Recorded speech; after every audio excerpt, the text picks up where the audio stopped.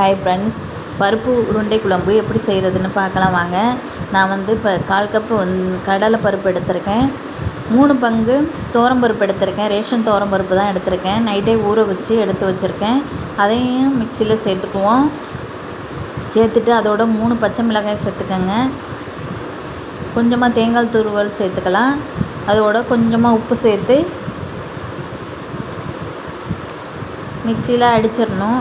இப்போ அடித்து எடுத்துகிட்டு வந்த அதோட 1 ஸ்பூன் மஞ்சள் தூள் சேர்த்து, நறுக்கின வெங்காயம் சேர்த்து, கொஞ்சமாக கருவேப்பிலை சேர்த்து நல்லா மிக்ஸ் பண்ணிவிட்டு இட்லி பானையில் வச்சு உருண்டை பிடிச்சி இட்லி பானையில் வச்சு வேக வச்சிடணும். இப்போ நல்லா மிக்ஸ் பண்ணிவிட்டு உருண்டைகளாக பிடிச்சி இட்லி பானையில் வேக வச்சுருங்க. மூடி போட்டு வேக வைக்கணும். அடுத்தது அடுப்பில் ஒரு வாணலி வச்சு தேவையான அளவு எண்ணெய் சேர்த்து சோம்பு தாளித்து அதோட கருவேப்பிலை வெங்காயம் சேர்த்து நல்லா வதக்கிக்கங்க.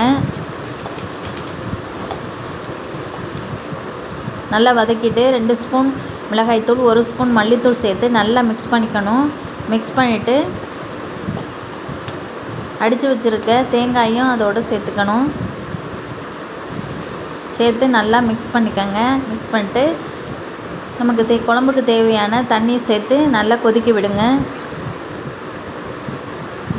இப்போ உருண்டையெல்லாம் வெந்து ரெடி ஆயிடுச்சு.